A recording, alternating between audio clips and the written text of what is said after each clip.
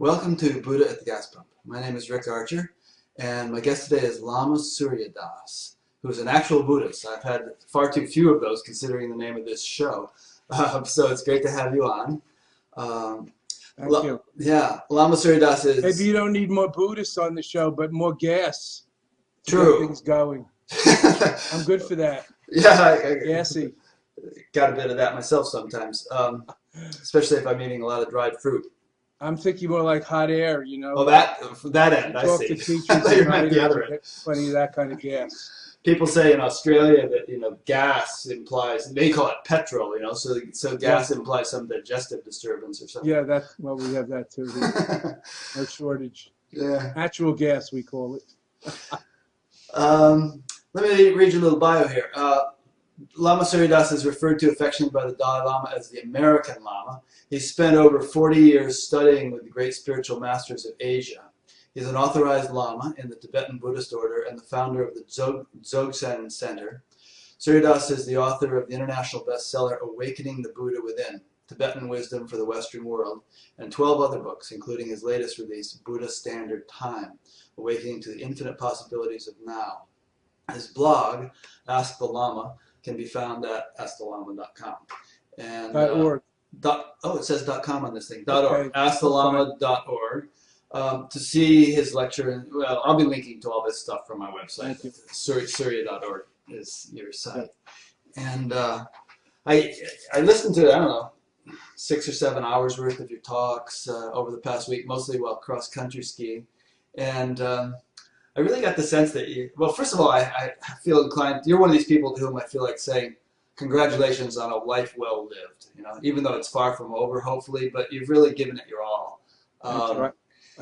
I feel happy and grateful. Thank you. Yeah. And same to you. I understand you've been meditating and following your teachers and gurus since, I don't know, if I say when, everybody will know how old we are. Oh, I'm 1968. 68, yeah. That's pretty good. Got into it when I was, well, I kind of, first of all, got into drugs a bit, as many of us did, and partly through the inspiration of your friend Ram Dass, who was Richard Alpert at the time. Yes, and, that was the 60s. That was the guru of the 60s, the consciousness expansion. Yep. Did a bit of that for a year and then realized that was going to kill me. And so I learned to meditate in 68. And I was kind of reminded of Forrest Gump when I heard of your life. Because, not in the sense that you're dumb or anything. I know what you're saying. Wherever it was happening. Yeah, you were there. By accident, not by smarts. I mean, here you were, Jeffrey Miller, growing up on Long Island, studying Judaism, a little bored with that. And then you ended up at Woodstock, and I suspect you probably inhaled. Then next thing I hear, you're in India with Neem Karoli Baba and the Das brothers, so to speak. Gave me my name. Yeah, Surya Das, Ram Das, Krishna Das, Bhagavan Das, all those guys. And then you end up, I'm sure I'm skipping a lot, but you end up in Tibet and studying in monasteries and doing 3-year intensives and actually learning Tibetan. So you've really taken this stuff seriously. Yeah, my girlfriend in the 70s used to call me Sirius Das, but I'm much younger now. Yeah, sounds like Dylan. If we take ourselves too seriously, life ain't much fun. So I learned, and there's a lot of joy and buoyance and lightness in the path, in the spirit. So it's coming. It's coming. Yes. Yeah, definitely. I think we get more and more natural as time goes on. I should hope so. Less pretentious and less kind of stuffy. I mean, look at the Dalai Lama. Look at the new Pope. I mean, these guys are just sort of so natural. That's what people love about them. Very inspiring, both of them. Yeah, and others, So it's no, there's no shortage of inspiring models in the world. People say where are the gurus today? But some of us say, where are the avid seekers today? Of course, there's both. And anyway, it's not majority rule in the spiritual world, as you know, Rick. To save one soul is to save the world, as it says in the Jewish wisdom book, the Talmud, and the Buddhist bodhisattva thinking.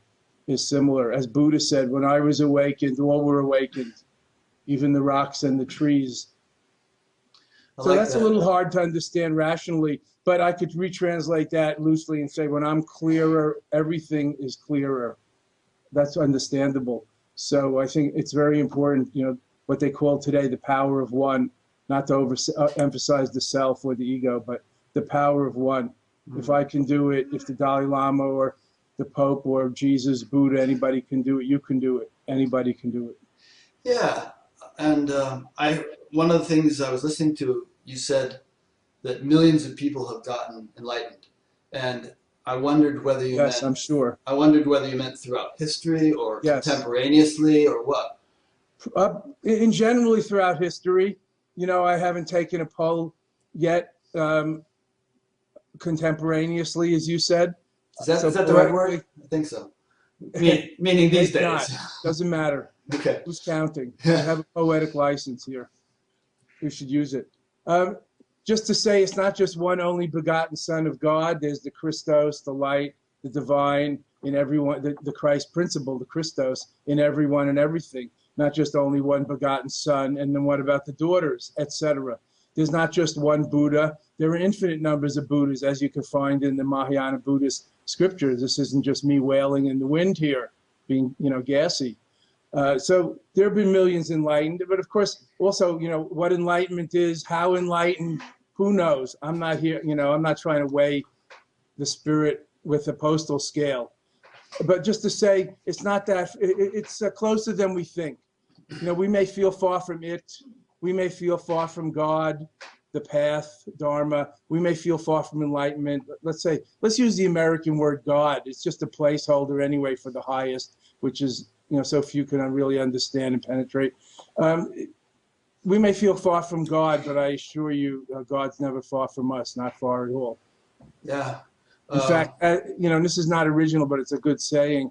As people say, God hides in the last place that most of us will look inside ourselves. Yeah. Maharishi Mahesh Yogi said something similar. He said, God may be omnipotent, but there's one thing he can't do. He can't take himself out of your heart. Yeah. I never heard that. Thank you. Yeah, it's a nice one. That's good. That's one Forrest Gump-like scene that they must have cut out of My Life movie. I never met Maharishi Mahesh Yogi, but I was at his ashram in Rishikesh. There you go. He was in America at the time, but I was there in '71, when I was visiting those Rishikesh and those places and doing yoga and living in ashrams. So I was at his ashram with the Beatles, etc. Met him, but I've never really done TM. A lot of friends do it, of course. It's very popular and important part of Western Dharma, Western spirituality. Well, I'm sure that you're doing just fine, nonetheless. Try. I'm like a spiritual slut. I've done it with them all, spiritually speaking. Yeah, right.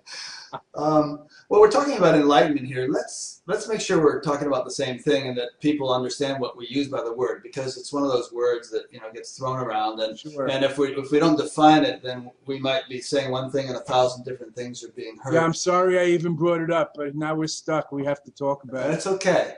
I mean, we should talk about it. That's ultimately what this game is supposed to be all about. So, what is it in your understanding? Well, rather than trot out the traditional Buddhist or Tibetan Buddhist definition, I'm using it like a placeholder for the ultimate. Even the word achievement is not the right word. The ultimate actualization of all we are and can be. It's a placeholder, like the word God, as I mentioned before, for something the rational mind can scarcely grok or grasp, comprehend. So, of course, in Buddhism, enlightenment means anuttara, samyak, sambodhi, full, complete, unexcelled, irreversible enlightenment. Not just having an epiphany, a peak experience, a satori or breakthrough to reality, but actually living there. So that's, supposedly, I wasn't there. If I don't remember, Buddha got enlightened like that under the Bodhi tree in Bodh Gaya, miles outside Benares in northern India, 2,600 years ago. He's the icon or archetype embodying enlightenment, full enlightenment. Not that nobody else got it ever. I'm just saying. So that's full supreme unexcelled enlightenment. In English, in theistic traditions, we might call it God realization. Ramana Maharshi would probably call it self-realization. It's the ultimate, quote, spiritual achievement. But how to F the ineffable? You can't really express these things. It's not an achievement. It's not like getting from here to there, from here to heaven. It's like getting from here to truly and completely here, 100% here, 200% here. How do we do that? And that's more about being as well as doing, balancing the doing and the achieving and the getting there with the being. Being there while getting there, being there here while getting there, being there while getting there every single step of the way. Every step of the way to heaven is heaven. As a saint said, I think it was Saint Catherine of Siena, the Christian mystic. It's a great Marsha reminder. used to talk about that too. He used to say that the goal is all along the path. That's right. Every step of the way to heaven is heaven, as Catherine said. Saint Catherine said. That's a great reminder for us, people practicing mindfulness or here and nowness or presence or authenticity and aliveness, not to think enlightenment is shinier on the other side of the world or in heaven after we die. Heaven is on earth. There's nirvana, enlightenment within samsara, delusion, as the Mahayana Buddhist scriptures say. But it still remains for us to confirm that rumor, even though it says in the scriptures. We have to confirm it for ourselves. Otherwise, it ain't much good. It's like reading menus. It doesn't alleviate hunger. We have to eat. Yeah. And, but it seems to me, I mean, for instance, when I was interviewing Joseph Goldstein a month ago or something, and he alluded to Mahayana Buddhism as outlining 4 stages of awakening, 4 primary stages, and we didn't really have a chance to get into what those were. Maybe you can tell us about them. But to my understanding, enlightenment should be, I mean, even though you can't really convey any experience in words, a taste of an orange, you can write 1,000 words about it, but you're not going to convey it anywhere near like, the vividness of actually eating one. But nonetheless, there should be certain characteristics of enlightenment, which can be discussed and described. Much discussed over the millennia. Right. For instance, much discussed and written down, and also authoritatively, not just random, like Joseph was saying. And Joseph's a great authority among Western teachers. He's a real pioneer of Western Buddhism, as we call it, since he was Jewish on his parents' side, like me, but Buddhist by training and choice. Joseph was alluding to, and he's very knowledgeable about this, but this is not any secret. I mean, that there are different kinds of Buddhism, and there are different schemes of the path, just like there are different road maps. There are different projections of the world. The Merkata projection of the globe is one, but there are other ways of looking at the globe. There are different ways of looking at the path. In the old original root Buddhism, Theravada Buddhism, there's the 4 stages leading to liberation, enlightenment.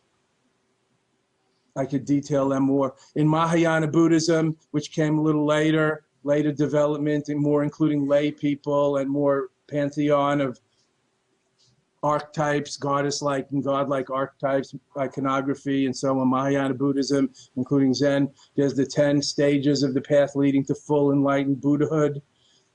In Vajrayana Buddhism, Tibetan Buddhism, Vajrayana Buddhism, so-called Tibetan Buddhism, Diamond Path, Tantric Buddhism. There's the 4 stages of like cosmic awareness holder, full enlightenment.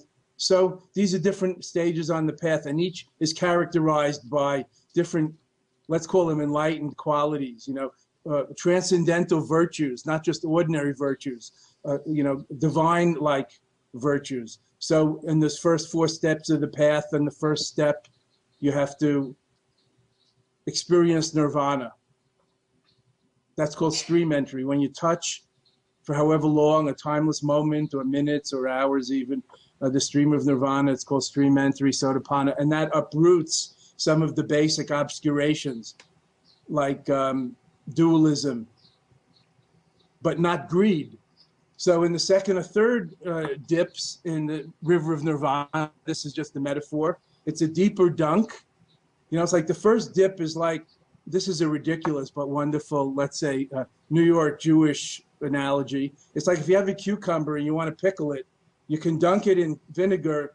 It doesn't become pickled in one dunk or in 1/2 hour, but it has to sit in it longer and to pickle it. But once it's pickled, they can't go back to cucumberhood, to be funny. Yeah. So similarly, with this scheme of the 4 steps leading to enlightenment in the original Buddhism, stream entry, once returner to this world, rebirth, non-returner, and then arhat, liberated saint, enlightenment. So that's one scheme.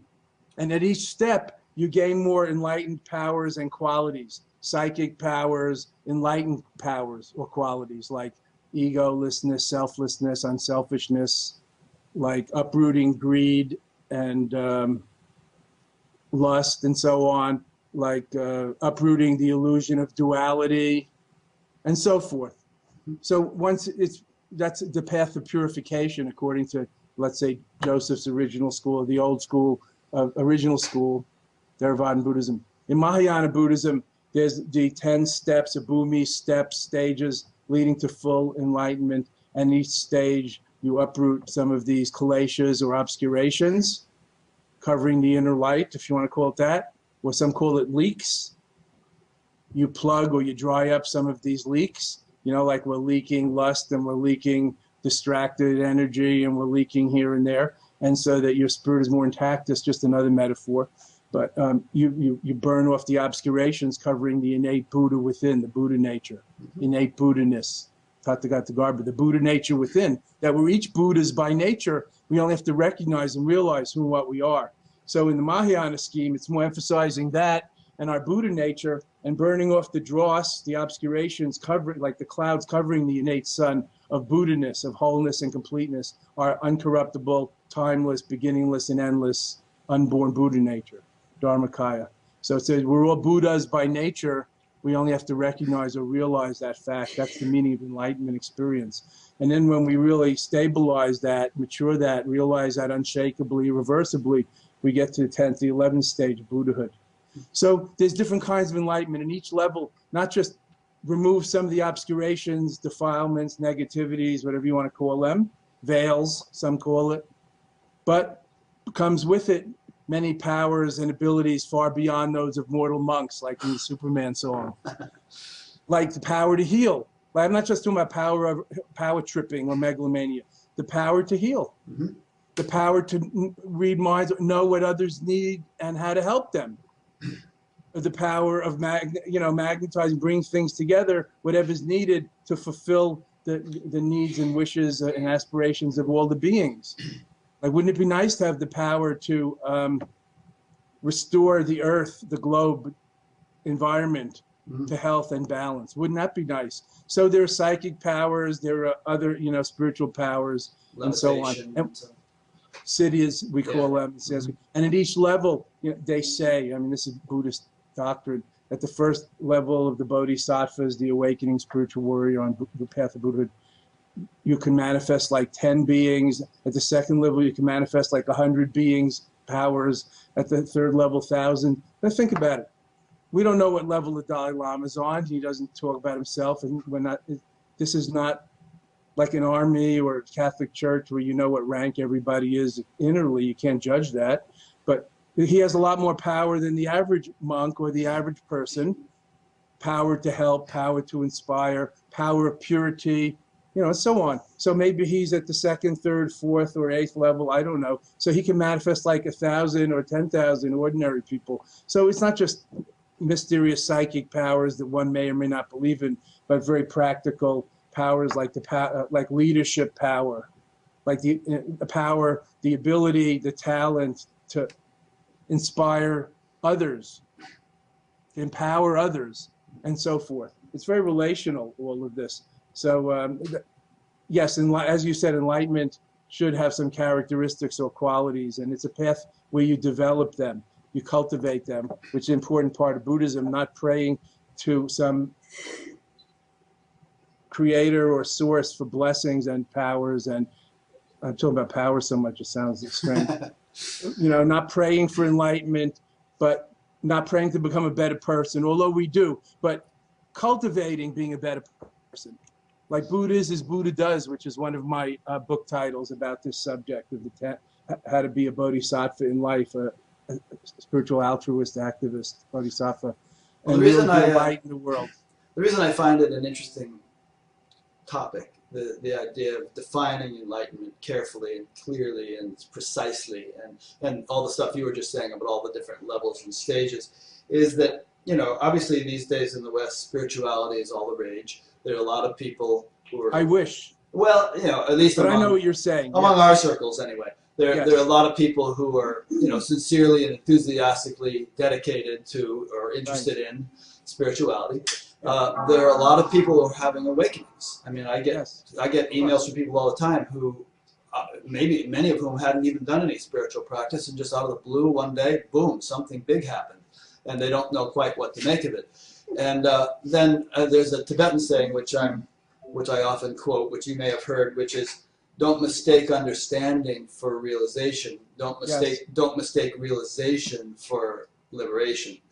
And I think that in a way, the understanding of the full range of spiritual possibilities in our Western culture is in a fairly fledgling state, and this creates a lot of confusion of people having some little awakening and thinking it's final, setting themselves up as the supreme such and such, on the basis of some preliminary thing.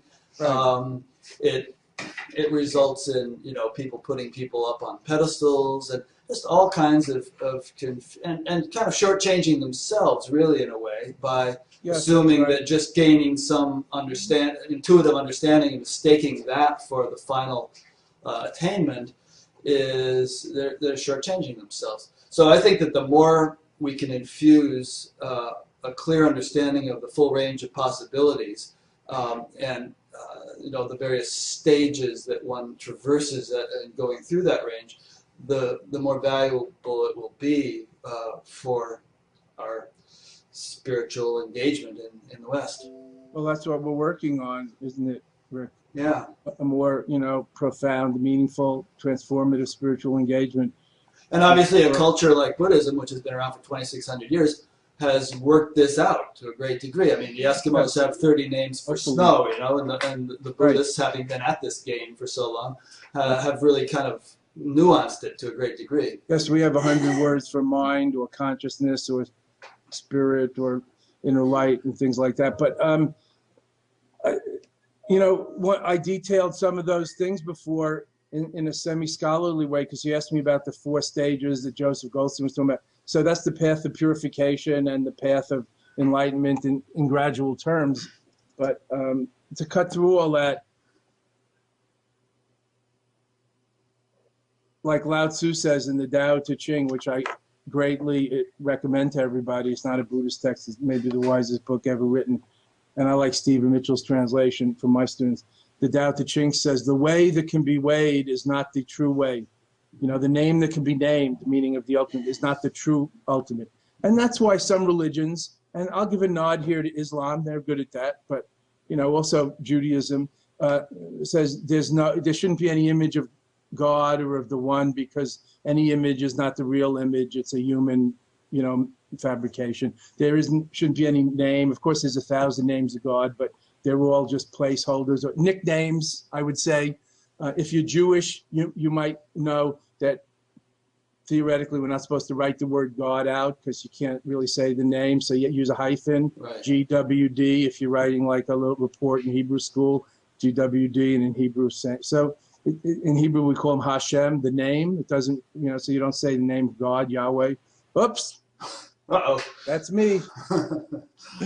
So it's impossible to express it in words or for the rational mind to comprehend it, but it doesn't mean it hasn't been talked about, discussed, and experienced. So as you were saying, there's a difference between, and this is a spectrum of development of wisdom and realization, information and learning and understanding and knowledge and experience and insight and even further insight. Self-realization, spiritual realization, divine realization, liberation, and enlightenment.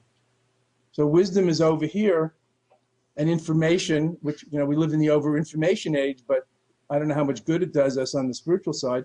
A lot of information, so a lot of understanding or a lot of knowledge, but not that much insight, self-knowledge, and wisdom. So the spiritual path to move, again, to cultivate wisdom and develop wisdom, we can develop it. It's like our muscles. We all have it within, but they're not all firm. They're not all very healthy. Some are very flabby from disuse. So cultivating that, and not just mentally, experientially, both sides of our brain, to talk modern, the intuitive as well as the rational sides of our brain, the masculine and feminine energies. Very important to include the body and soul, the heart and mind. So I think that's important to remember. And, if we're the theistic tradition, to really bring God into our lives, or become closer to God or Goddess, and to realize it not just in ourselves, but in each other and all and everything, to see the world that way as like an altar, and everyone and everything as the gods and goddesses on it. A luminous perception of oneness, what we call in Tibetan the natural great perfection, Dzogchen, everything perfect and complete as it is, even though we could still use a little tweaking. We're still working to become better people and work for a better world. And yet there's a deep acceptance or equanimity or centeredness amidst it all, taking in the big picture, developing gradually through time on the gradual path of enlightenment, as well as in the fourth time, the holy now, divine time that bisects every moment of horizontal linear time, timeless time, the fourth moment, being totally here now, divine time, not just the changing times, in every moment. So that's called sudden enlightenment. And in Buddhism, at least, there's been a 1,500-year-old debate about whether, enlightenment is sudden or gradual. And I think it's sort of both and. Well, wasn't it some gradual Buddhist cultivation, sudden realization? That is not contradictory, complementary. Yeah, exactly. I mean, there's some Buddhist fellow, you probably know his name, contemporary, who said enlightenment may be an accident, but spiritual practice makes you accident prone. Yes. Yeah. Robert Aitken Roshi, Zen master, very wise saying. There you go. And so in Tibetan Buddhism, we say, similarly, and because we don't live in the world of oneness and non-duality. We live in the world of, we're animals and we're human beings and we have rational minds. We live in the world of duality, although that is actually the oneness itself. But, the one is in the many and so forth.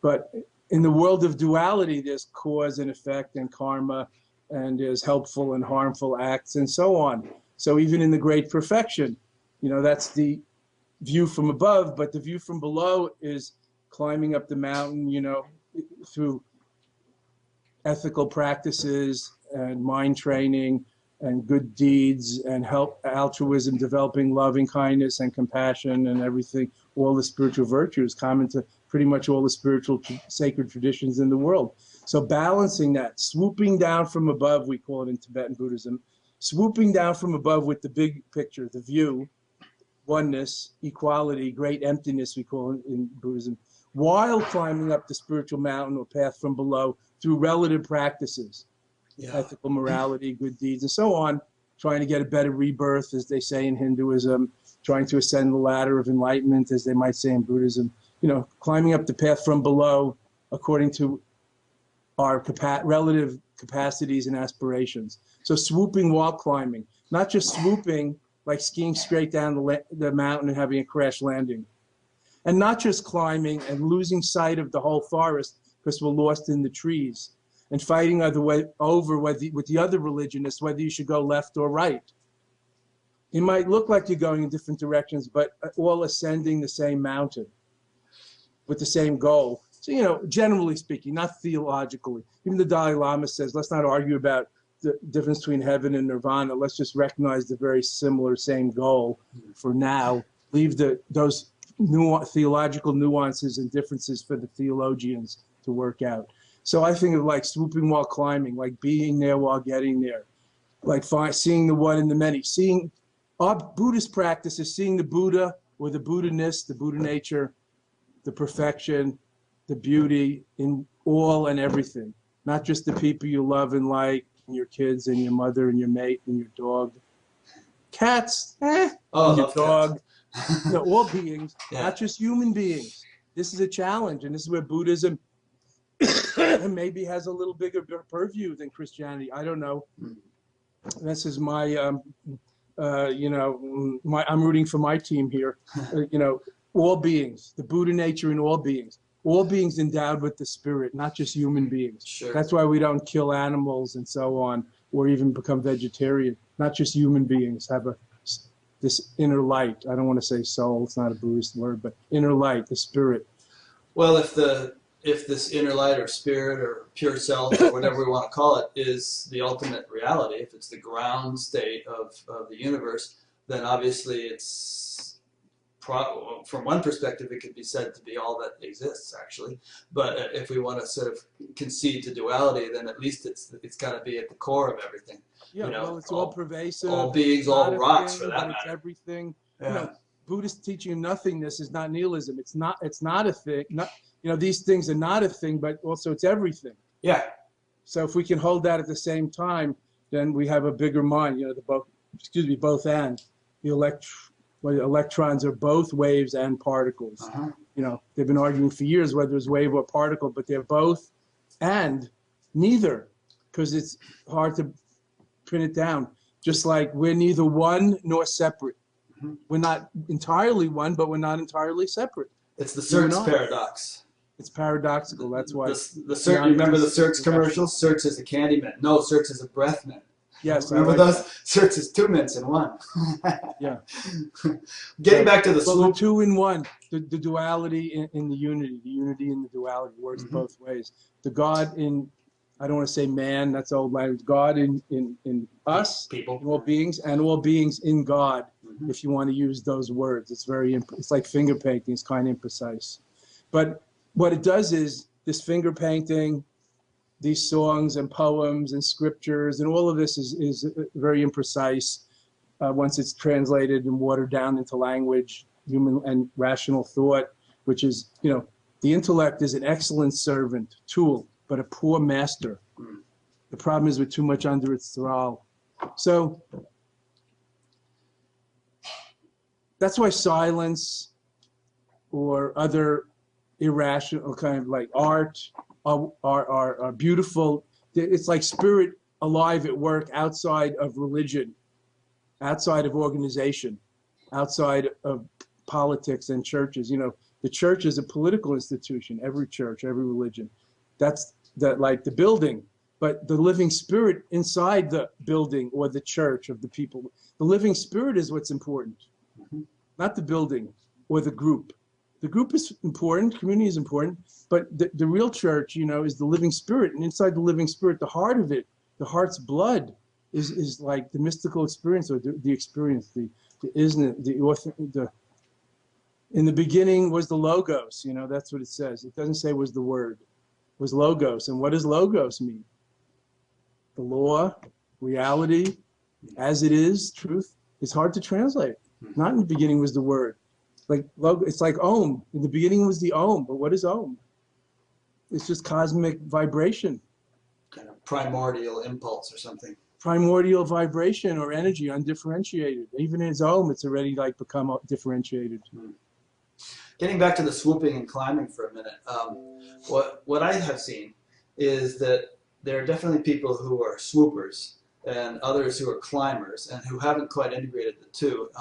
In other words, there are people who take, I think, a largely intuitive or intellectual view of the ultimate reality and go on to say things like, well, you know, since there is no person, there can be no valid practices because practices are only going to reinforce the notion of a practicer, of a person, and therefore you really can't do anything. And, you know, they go on and on like that. Yeah, that's okay, but this is what I have to say to that, you know. And then there are why are they talking about this? Yeah, why are they giving They're seminars? putting forward their practice, their way. Well, a lot of them, they would probably... Our way is also a way. The formless is one more form. Yeah. I'm sure you've run into this. I like Buddhism's middle way. I'm not saying Buddhism, middle way of balance. Not too much nihilism. Nothing is it. Not too much material realism. Everything is what it seems to be. The middle way, and there's many lanes in the middle way, not just the razor's edge down the middle. There's many lanes. Let's just try to stay out of ditches of, on one side, nihilism, on the other side, sort of materialism or realism. Everything is just what it seems to be. Because things are not what they seem to be. But as it says in the Buddhist scripture, things are not what they seem to be, nor are they otherwise. Yeah. I'm going to be interviewing a physicist next. It is. I'm going to be interviewing a physicist next week, and a physicist would tell you that ultimately, if you analyze a bus, there's no bus there. It's just sort of kind of unmanifest probabilities or something, in the vacuum state. But try stepping in front of one. You have to kind of respect the laws of nature at every level of creation. So that's why, with like swooping and climbing, or being there while getting there is an example of just the general doctrine of two levels of truth or reality, like absolute and relative or conventional. Like in old language, God and man, there's heaven and earth. But they're not that separate. They're intermingled, I think, is the way to look at it. So in the absolute, nothing matters. We're all going to die. The planets are going to go back to the sun, and the sun's just a tiny dot in the Milky Way, which is just a tiny dot in the universe. Let's not forget that perspective. So how much does it matter if I have a bad hair day or a bad hair life? In the scheme of billions of beings' life, just on this tiny dot of a globe. And yet, does it not matter a lot whether you kick or kiss your child when you send them out the door to school in the morning? Of course it does. And it'll be insane to think otherwise. So balancing the absolute picture, what we call shunyata, badly translated as emptiness or voidness, kind of subjectivity, with the relative truth of karmic formations and cause and effect, that one thing leads to another and different parts, and the nucleus is different than the atom, the protons and the neutrons, to go to your physics level. And there are parts that comprise the atom, and the atoms comprise the molecule, and the molecules, the elements, and the elements comprise, whether it's buses, cars, like you said, step in front of a bus, see what happens. Yeah. And a bus is different than a motorcycle, and a motorcycle is different than an orange. That's the world we live in, of duality. As soon as there's 2 billion myriads. But in the oneness, there's no differentiation. But that's not necessarily better. Right. That's just vanilla. There's many other flavors. There's a Sanskrit saying, Ano Raniyan Mahato Mahiyan, which means greater than the greatest, smaller than the smallest. And I think they should add everything in between. Like you were just painting this picture of the galaxies, and recently NASA said they think that it might be about 40 billion planets that potentially are inhabitable in our galaxy alone. Yeah. In our galaxy, our little galaxy alone. Yeah, and of course there are billions of galaxies. Right. But anyway, that's the cosmic picture. But then, as you say, you don't kick your child. You don't, There's a difference between virtue and vice. Let's bring it down to that level. Kiss or kick. You choose. And we were trying to define enlightenment earlier. I would say that one definition would be having established I don't know if ability is the right word, but the capacity to incorporate within one's range of experience the cosmic vastness and the minutiae at the same time. Yes. Every little iota of experience in our human life, and having those two so perfectly integrated or balanced that one does not usurp the other, but they all kind of harmoniously support one another. So that's what we call the middle way, or a way of balance and integration. Integration is very important. And Ken Wilber has a life work about this called Integral Theory, and his 20 books are a wonderful contribution to our modern thought. But I think, to be practical, the question is always, how do we bring it down to our life? How do we live in a more enlightened way, and even bigger, contribute to a more enlightened society, family, world? So how do we? What do you advocate? Well, I advocate very simple day-to-day practices, cultivations. Which you teach. Well, teaching is one of them, perhaps, but I mean, you teach these such practices for people to. Yeah, I teach. Yeah. Meditation and chanting and prayer and yoga, Tibetan yoga, and self-inquiry. And also I encourage questioning and shaking the tree, not just believing what you hear. And openness, always trying to cultivate or maintain, these are just words, an open mind, an upbeat attitude, a positive attitude, even to what the dark side, what we don't like. Love is big, unconditional love is huge. That's what we're cultivating. Much bigger than the polarities over here of like and dislike, much smaller. Love and like and dislike. So very practically living a sane, mindful, unselfish life. If I use boring words, an ethical, moral life. Those are good words. Yeah, I'm just saying, people, like you said, spirituality is hot today. I don't think ethics is, but these are timeless, evergreen subjects. Very important. You try to give your children character. Try to help your children grow up and have character and be mensches. Real decent people, not the opposite. Well, maybe ethics should be hotter because there have been so many instances in spiritual circles where there has been a lack of it, and people have gotten in trouble and done all kinds of crazy stuff. People that live in glass houses shouldn't throw stones, but yes, that's what So, if you ask what I do or what I believe in or advocate was your word, then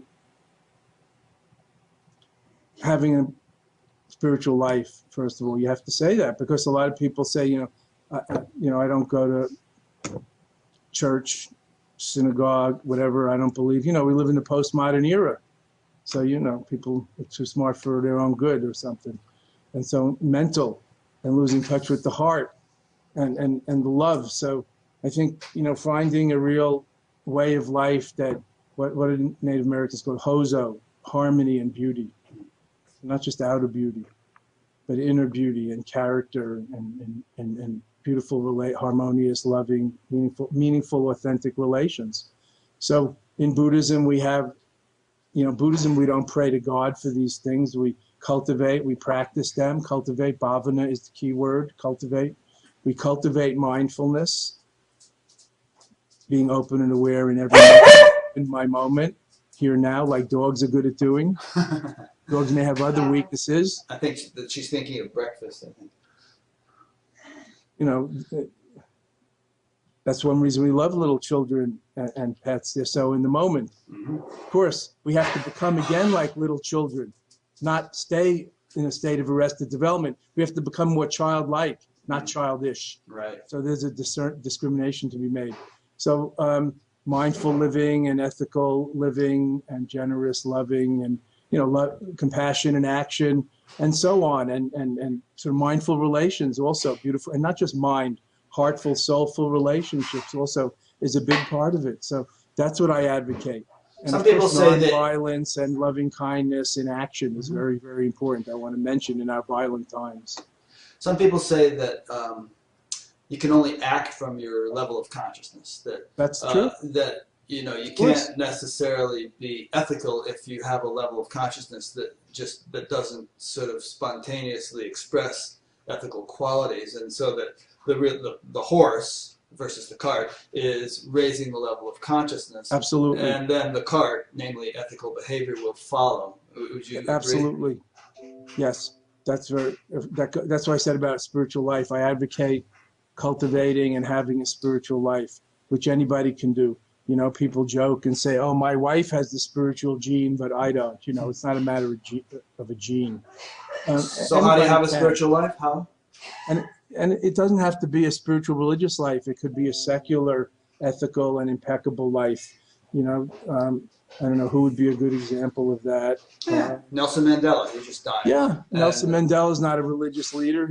But he's very, wonderful. Yeah, not without defects. Right, but he taught by his example of forgiveness, and had an influence on the whole country by virtue. He could have gone the other way and sought retribution. Right. Or Lincoln, there are secular saints also. So inside and outside the religious traditions, there's still humanism and human values and other great virtues. So I think it's important to be open to that. And of course, education is the key, is the silver bullet. And so we have to get bring these things into the home through our own example, not just the words, because the kids learn from what we do, and you said what we be, not just what we say. Right? They learn and they model what we be, and that's about consciousness. That's about the inner, not what we say or what we do. And at the home, and then in education, we need to bring the wisdom back into education. Not to mention where's the higher in higher education today? It's just like mere vocational training. So I think ethics and attention and concentration exercises could be helpful. I'm not even mentioning bringing religion into the classroom, because that's a much hot topic. But in this country of ADHD children and Ritalin overprescriptions, concentration and attention exercises, non-competitive sports like martial arts and yoga and things could be so helpful for kids in their body and mind, heart and soul, attention span, concentration, focus, all of these things. And then later leading to self-inquiry and self-knowledge and spiritual realization. So that's the kind of thing I'm writing and thinking about these days, beyond my 15 books on Buddhism and on meditation and Eastern thought. Yeah, there are some good programs like that. I mean, you've probably seen that movie doing Vipassana, where they're teaching Vipassana in the prisons, and I know there's a lot of programs like that in the U.S., and the David Lynch Foundation is teaching TM in prisons and schools and in the inner cities and stuff. So and there's a lot of mindfulness without the Buddhism necessarily component, mindfulness and awareness cultivation in every hospital, mindfulness-based stress reduction and mindfulness in schools. And, this is all good. And so I think we try to bring this into the mainstream by making it very secular. And today it has to have data attached to it for people who believe it's so scientific. There's a lot of good new neuroscience techniques and studies about the benefits, especially the health benefits of these things. Mental and physical health is a huge new dharma door, a gate for Western society that these practices and values are coming in through. Well, it's interesting, because you mentioned the Ritalin and all the kids with ADHD and stuff like that. It's almost like the way we've been doing things has gotten to the point where it's proven to be so deficient, so inadequate, and to the point, and that in itself has made people open to other possibilities and open to things which might have seemed too out there, too unconventional a few decades ago. And so this stuff that you're mentioning it's seeping into the culture rather quickly, as far as I can see. It definitely is, and it's being well studied and researched, and it's much less threatening than it was some time ago. When people were worried and had to kick the boonies off campus or out of the Hare Krishna dancers and chanters out of the airports. And, mindfulness and the new neurodharma, as I call it, neuroscience, about neuroplasticity and how intention and consciousness can change your mood and your happiness quotient and things like that. This is all very much acceptable now today, and this is a good direction. But it's not without its downside. It can be a bit reductionistic because there's not a lot of enlightenment or sacred values in it, but there's good mental and physical health values in it, humanistic values in it. So I'm all for it as long as the rest doesn't get lost. Like modern Judaism and Christianity in this country has become so watered down that we lost the mysticism, although the mysticism is still there, no doubt, underground.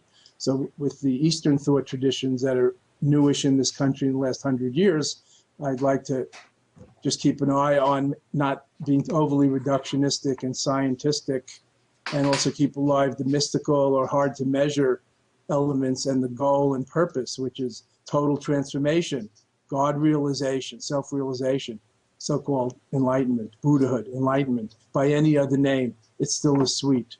Better to become a Buddha than a mere Buddhist. That's what I always say. Yeah, well, that's certainly been my motivation or orientation all these years. But one thing kind of leads to the next, and if you want to come into a school system and offer complete enlightenment and Buddhahood, you're probably not going to get good too far. luck. But if you start with, let's say, a yoga class in the local Y, the people do that for a while, and then they think, well, what more is there to this? And then they start getting motivated to look a little deeper.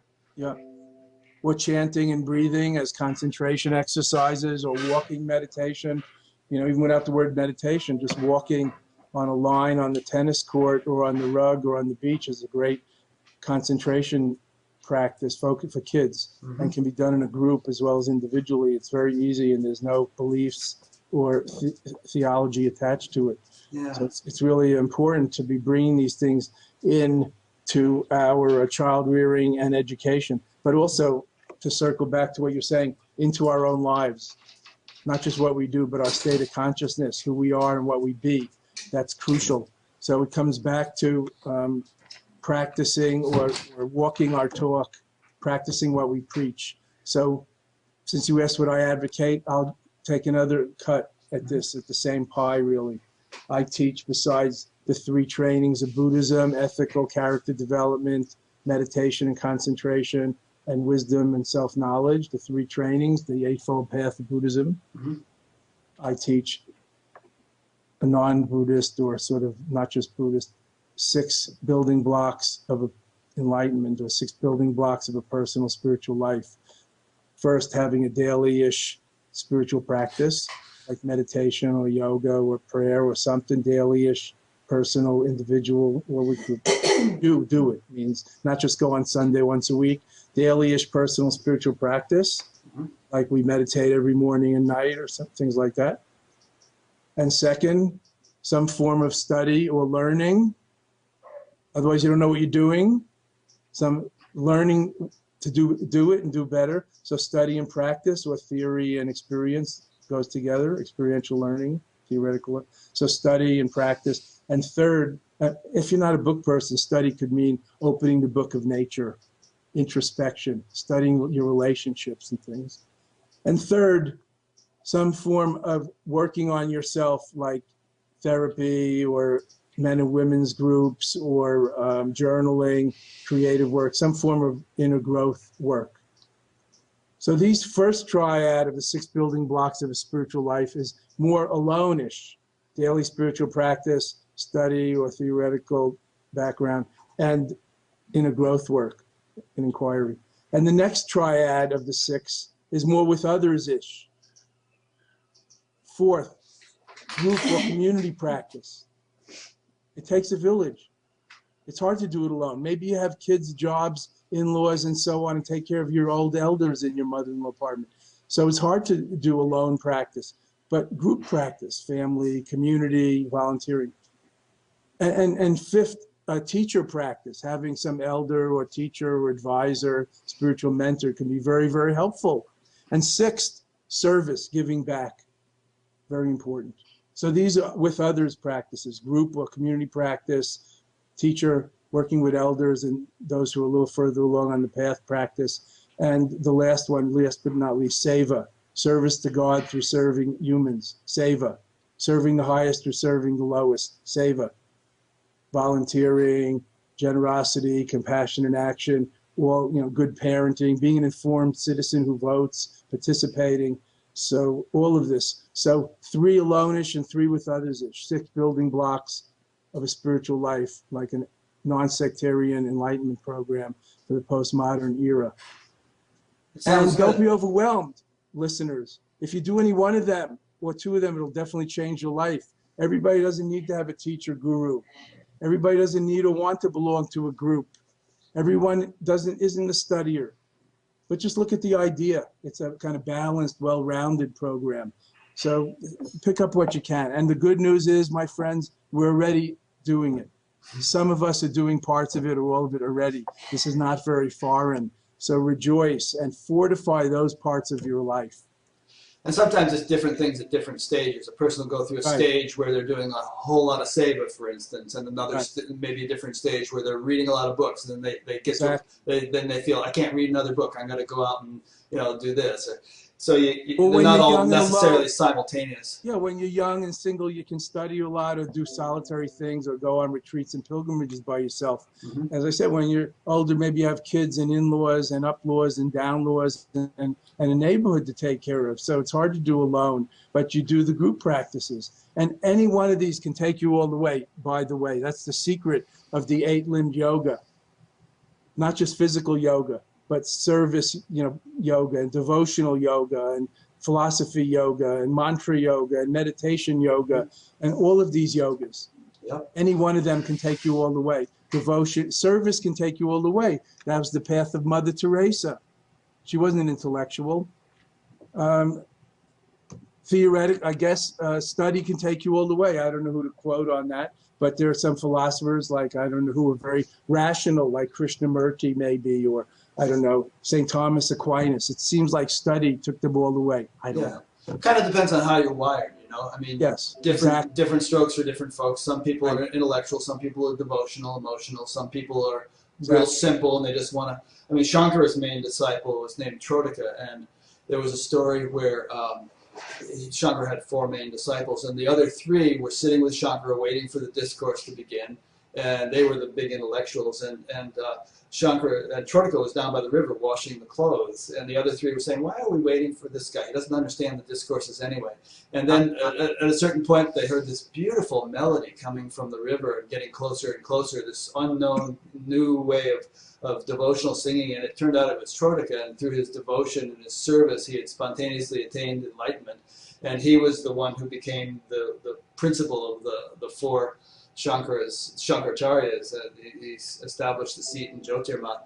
I didn't know that story. That's marvelous. Yeah, so he was just this simple guy who was only good for we have washing Buddhist clothes. stories like that too. Buddha had a disciple who couldn't memorize and learn anything, so Buddha gave him the job of sweeping the mud off the sandals and Mm-hmm. And his brother, this dumb monk's brother, the monk's name was Chandika, the dumb monk, let's call him for simplicity's sake. Yeah. His brother was a very learned pundit, but this guy couldn't memorize anything. But he got enlightened by he said the mantra, the Buddha taught him this mantra: sweeping the dirt, purifying the mind, sweeping the dirt, purifying the mind. And somehow that mantra, purified his obscurations, and he got enlightened just like his brother, who was more of a thinker, philosopher. And I'll bet you that when he did get enlightened, then he had all that sort of refinement of intellect and wisdom and all that other stuff that, would ordinarily be associated with having studied a lot. Is it? I don't know if it all comes together like that, but it doesn't have to, because, like poet. Let's name names. I love to name names. This is very abstract. Sure. Everybody knows Krishna Das today, my dear brother from Long Island, Right. Jeff Kagel, Krishna Das, the great chanter. What's the point of telling him he should study philosophy?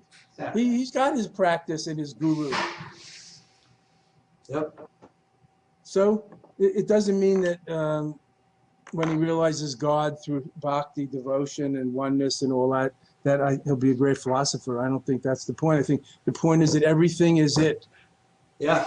It doesn't have to be diverse or complicated, complexified. Everybody doesn't have to be a Renaissance spirit like Ramakrishna, who had a vision of every saint of every religion somehow.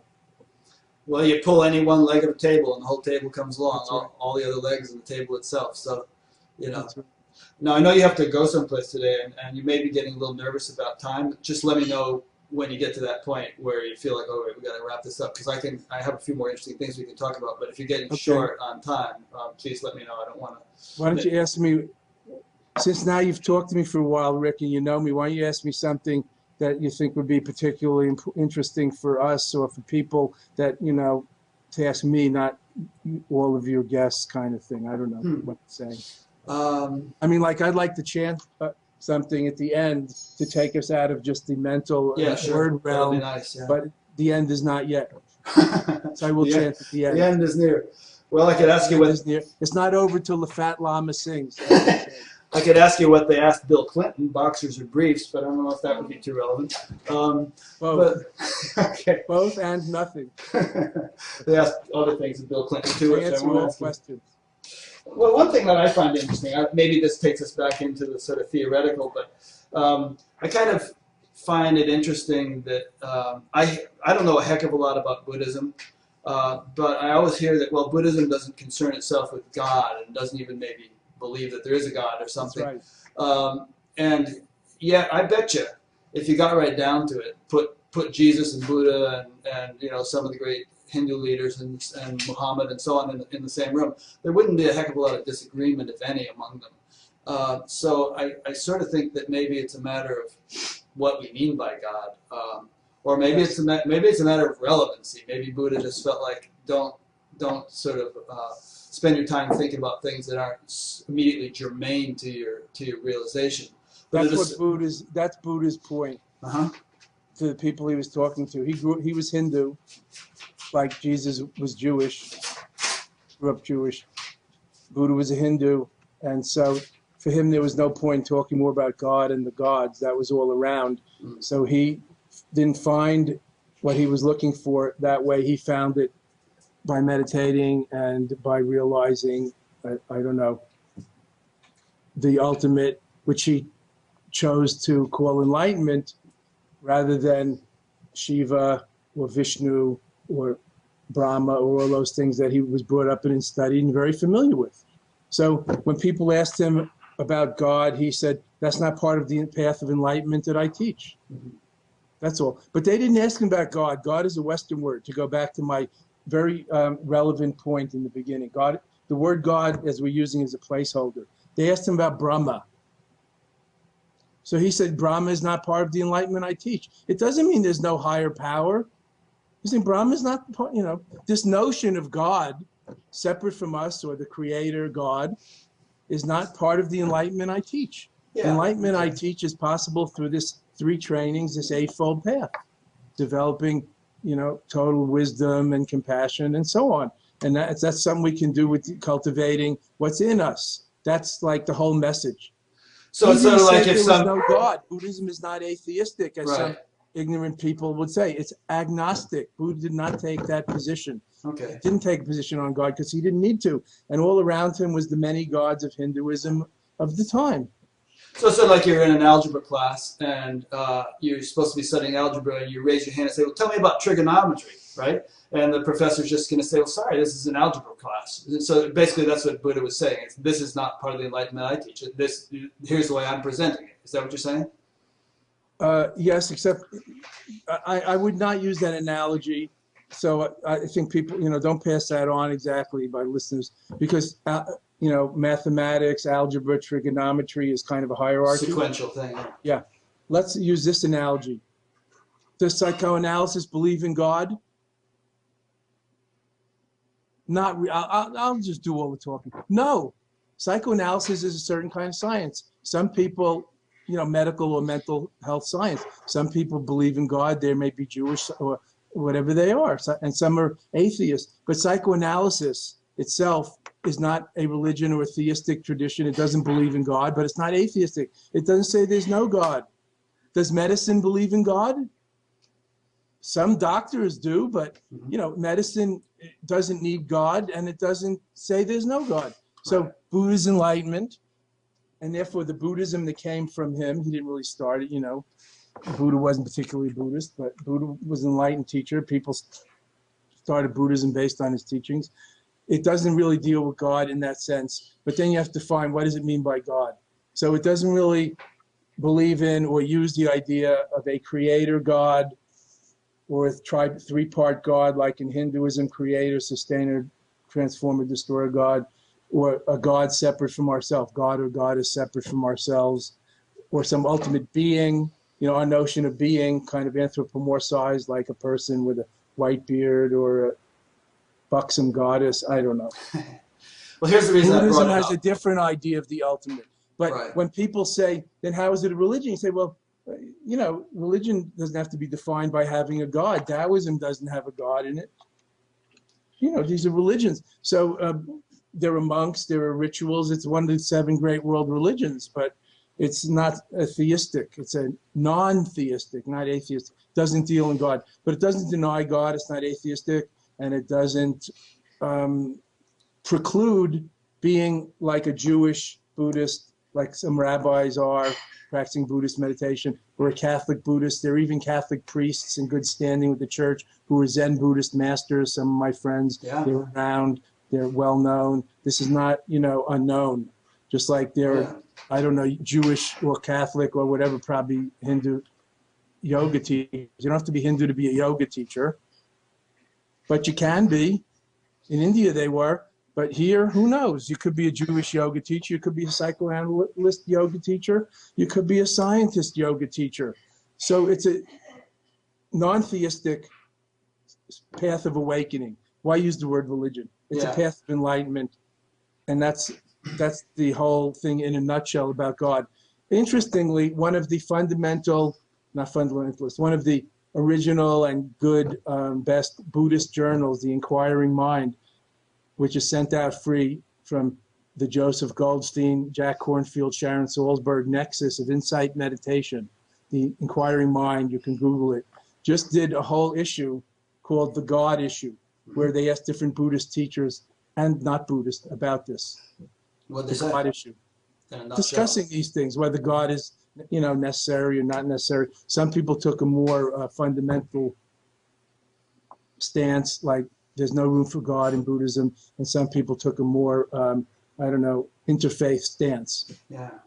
Well, the reason I raised the question is that, when we started out this interview talking about what enlightenment is, and to my understanding, enlightenment with a big E would be, the complete fathoming and incorporation of reality in and as it is, just the complete experiential appreciation of the full range of creation, of reality, from unmanifest through all the realms of manifestation, and incorporating that within one's human experience to the extent that's humanly possible.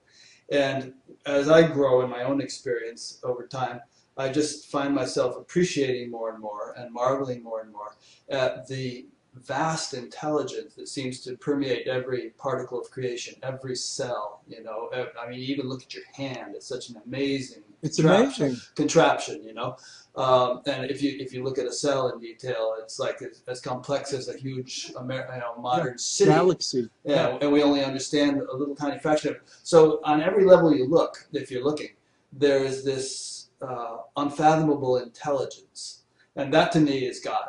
And I feel that, and there are scriptural and historical precedents for this, that one can come to appreciate and experience that intelligence much more richly and intimately than I do, certainly. That it can really, that can be, and that's why you have these great bhaktas like Mirabai and Anandamayi and so on, who are just drunk with the love. Surdas, yeah. Namesake. And so anyway, when Buddhism doesn't address that, and I admittedly... No, Buddhism addresses that. Okay. Yeah, Buddhism would call that Buddha mind. Okay. So realizing that is enlightenment. You can call that God or God's mind or God's heart or God's eye. What Ralph Waldo Emerson called it transparent eyeball. That was his big mystical experience, that he said everything he taught and wrote came out of that. His experience of himself as God's transparent eyeball. So if you really understand what Buddhism means by Buddha mind, then it's not some flat, like divine flat, plain vanilla thing. It's something really rich and profound. And it's not empty. Right. It's shunyata. It's not a thing, but it's a luminous void. It's cosmic consciousness. Your definition of God sounds like cosmic consciousness, to put it in, quote, one word. Okay. And that's not a bad one. That's good. That's fine. And that's like enlightenment. That's not the Buddhist definition, but that's close to the point, It's not a Buddhist, cosmic is not a Buddhist word exactly. But we would say, like total enlightenment. That's what cosmic means, like total or complete. So I think that's a very good definition, and I like that. But since we're talking about definition of enlightenment again, let me give you the traditional Tibetan definition, which is succinct and a little boring, but it's to the point. It has two parts. Sangye means Buddha or Buddhahood or enlightened in Tibetan. Sang means purified, so it means purified of all the negative or the obscurations or whatever has to go. whatever's extra, whatever's false. And gay means blossomed. So fully developed, evolved, actualized, of all the positive, of all the potential, of all that it can be. And one kind of leads to the next, doesn't it? I mean, the Yeah, more you remove together. the obscurations, the more the potential blossoms. Yeah, well, like the more you thin the clouds, the more the sun shines. That's always there. So the more the inner light shines out, if you want to look at it that way. So in Buddhism, perhaps there's no higher power in the traditional sense, but there's the inner power.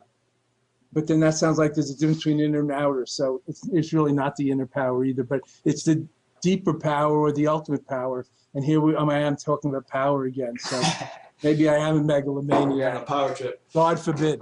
Yeah, so you asked me if what I always say is my final statement about God and Buddhism is thank God for Buddhism. I love it. Yeah. It's good for me. That's why I think it's the only way, because for me, it's the only way for me. It's definitely the best way for me. Yeah.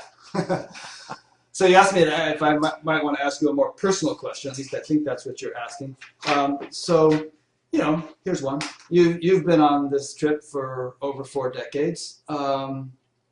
What is your moment-to-moment experience of life like, and compared to what is it like, and what is it like compared to what it might have been like had you just continued as Jeffrey Miller on Long Island and lived an ordinary life? I mean, what is it like to experience through your eyes, through your heart, right now and throughout the day? It's great. It's good. I love this. What we're doing right now. This is what I do. Not always on Skype with an interviewer, but this is what I do. The Dharma. But not only what you're doing. What I'm getting at is your state of consciousness. That's what I am. So it's great. It's wonderful. It's wonderful. So is there some sort of abiding bliss or abiding awareness, or I mean, those are just ideas. I don't know. How the fish doesn't know the sea. He just he or she just cruises around with his mouth open. Well, like for instance, making bubbles and gas. Silence, let's say. Most people have a very busy mind. And that's more or less all they're aware of is their busy mind and their perceptions. But someone who has some spiritual maturity, sure, their mind is thinking thoughts and they're engaged in action, but there's a whole deeper dimension to their experience, to their life, that may not be so evident to outside observers. Everybody has that deeper dimension, but everybody's not that aware of it in themselves or in others or in every particle of life. So it's not like you see different things, although you might have visions or other things, or travel the world, see odd things, great things or whatever, but you see things differently. Yeah, so what I'm trying to do is put you on the spot and say... No, why don't you ask the question you're really dying to ask that you would never ask because it's not very sophisticated. Are you enlightened? Well, yeah, I'm trying to beat around the bush. Come on, ask. All right, tell me. Ask me that in public now and then. Okay, are you enlightened? I'm enlightened enough. Enough for what? Enough for prime time? Enough for now. Enough for me. Enough for now. I'm doing everything I can about it, and I'm satisfied with that to the extent that I can be now. And, it's a process. It's an infinite journey, and it's not about me, as you were saying. So, there's no one to get enlightened, but that's part of enlightenment. So you live out your personhood in this relative world as Joyce and Miller's son, Jeffrey. But, that's just part of me. It's like I'm part animal like Hanuman and part God like Ram. That's why Hanuman is a god, because he gives his animal nature in service of the divine. So when Hanuman remembers who he is God. When he forgets who he serves God. Nice answer. That's kind of more or less the way I would answer it, somewhat ambivalently and as a work in progress, It's like... But you asked what my life is like, so I said, it's good, it's happy enough. It's not just about happy, it's fulfilling. I love what I'm doing. I love the people I'm being with. Like, I love you, what we're doing together. What's better to do than chat Dharma with an old Dharma friend, even though we just met this way? Yeah. What's better? And what if you got put in jail for some reason and you couldn't do what you were doing anymore? You just had to sit in a jail cell with pretty much nothing to do. No, they can imprison my body, but they can't imprison my heart and mind. So I can still do what I'm doing. Yeah, so you don't feel like that would diminish your fulfillment. I could pray. There have been people who have been in jail, like Dietrich Bonhoeffer and Jesus and Gandhi and Sri Aurobindo. They were freedom fighters trying to free India from the British rule, and they were in jail in the black hole of Calcutta. And they said, you can imprison my body, but you can't imprison my mind. Yeah. So St. John of the Cross, he was stuck in a little closet for 14 years. Couldn't stand up, couldn't sit down. This tiny little horrible thing. Was that his dark night of the soul? Dark night of the soul. Yeah, it was an unbelievably miserable situation, but he, I guess maintained the light of God through all that. Well, wherever the light is brightest, the shadows are darkest, as you know. So, although I sound like Pollyanna about how beautiful life is, there's a lot of shit. I was just in India, in dark side in our own psyche too. Mine too. I was just in India last month on one of my pilgrimages to see my old friends in monasteries and go to Bodh Gaya and other place in Nepal and this and that. And I visited what they call the world's biggest slum, Dharavi, in Bombay, where there's 10 or 12 million people slum dwell. It's where the Slumdog Millionaire was shot. Yeah. And the slum people there hate that movie because it's so romanticized about it, and also shows it worsened his. But it's the world's worst slum, but there's life there. There's parents loving children. There's children going to school. Let me tell you something positive about it. It's the place in India where Muslims and Hindus get together and live in harmony the best because they have to in that slum. Millions of each. Interesting. It's awesome. Yeah. Fantastic. So it's not that everything is lotus blossoms and sunlight, but just because it's raining doesn't mean it's a bad day. Maybe it's a good day for the farmers. Beautiful. Well, I'm feeling a little nervous because I know you have to. Thank you. You have to make. Let me chant something. Yeah, please. Yeah. Since you asked what I advocate, Sure. I advocate a spiritual life and finding your own spiritual life, whatever that is, and whether you do your own or you following something that's there. And you know what? Before you start chanting, let me make my usual concluding remarks now, so that we can just end this with the chanting and not have me start talking again. We'll go out singing. Yeah. So you've been listening to an interview on Buddha at the gas pump, which the implication of that title, by the way, if it's not obvious, is that in this day and age there are people awakening in very ordinary people in ordinary circumstances, and so don't consider it to be something that's far-fetched and out of reach. This is as part of an ongoing series. There are over 200 of them now. You'll find them all archived at batgap.com, B-A-T-G-A-P. There's both a alphabetical and a chronological listing of them there. You'll also find a chat group area for each interview and a link to that from the page of each interview. So Lama Surya Das will have his own page, and on that I'll link to his websites and his books and so on, and also to the chat group area of Batgap for this interview. There is a link to an audio podcast. Many people like to just listen to the audio. There's a donate button, which I appreciate people clicking. There's a place for people to sign up to be notified by email of each new interview. So that's about it. Thanks for listening or watching, and we're going to conclude with some chanting. Thank you. It's been beautiful, Rick. Thank you for your beautiful good works. I like your title, Buddha at the gas pump, because I'm a fan of Buddha, but also in one of my books, I think it was Awakening the Buddha Within, but it might be, it's probably Buddha's as Buddha Does, How to Be a Bodhisattva Warrior. I talk about Exxon Ken, in Woodstock, who used to take care of everybody's cars and not send bills to the poor people in Woodstock. But he was kind of a redneck and Archie Bunker shouting, kind of beer drinking, kind of rough guy, but with a heart of gold. He was like the bodhisattva at the gas pump in Woodstock in the 60s and 70s.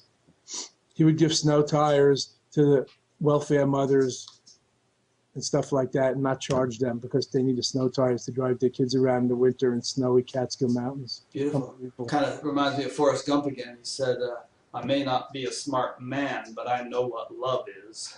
Yeah, listen, that's the most important thing.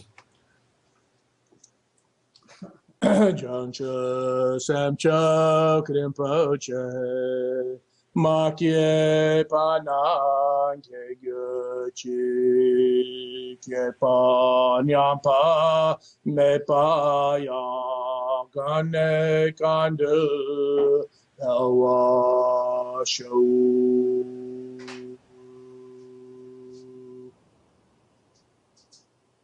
May the lamp of enlightenment be ignited where it has not yet arisen, and where it has arisen, may it be fanned into flame, and blaze up and illumine all beings, the hearts and minds, bodies and souls of all beings throughout the universe, that we may all together completely fulfill the spiritual journey. And homage to the Buddha, the Buddha-ness in your seat. Don't overlook it.